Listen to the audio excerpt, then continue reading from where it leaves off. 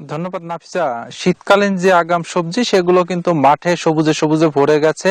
রাজবাড়ীর প্রায় প্রতিটি উঁচু এবং চরাঞ্চলের যেসব জমি আছে সেসব জমিতে কিন্তু নানান ধরনের সবজির আবাদ হয়েছে, বিশেষ করে ফুলকপি, বাঁধাকপি, সিম, উস্তা, এছাড়াও কিন্তু শসা রয়েছে, লাউ রয়েছে।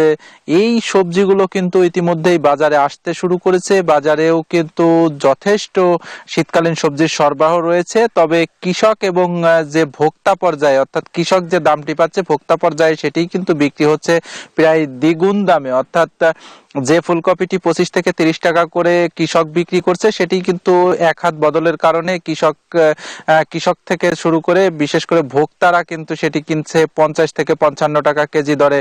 বিশেষ করে আমরা যদি বলি হচ্ছে বেগুন এবং লাউ, এগুলোর ক্ষেত্রেও কিন্তু একই অবস্থা। বেগুন বিক্রি হচ্ছে কেজিতে 60 থেকে 80 টাকা প্রকার ভেদে, লাউ বিক্রি হচ্ছে 50 থেকে 60 টাকার দরে। এগুলো কিন্তু আসলে কৃষক পর্যায়ে কিন্তু এই দামটি অনেকটা বেশি নয়। তবে কৃষকরা বলছে যে এখন যে দামটি আসলে তারা পাচ্ছে সেটি দিয়ে অন্তত তাদের যে খরচ সেই খরচটি উঠছে। তবে আগামী 15 থেকে 1 মাস পরে যে সবজিটি বাজারে আসবে সেই সবজির ক্ষেত্রে কিন্তু তাদের এই দামটি থাকবে না বলে তাদের আশঙ্কা রয়েছে। তারা বলছে যে বিশেষ করে যে কুয়াশা, শীতের খুব গভীর রাত থেকে সকাল পর্যন্ত যে কুয়াশা থাকে, কুয়াশার কারণে কিন্তু প্রায় প্রতিটি সবজির ক্ষেতেই কিন্তু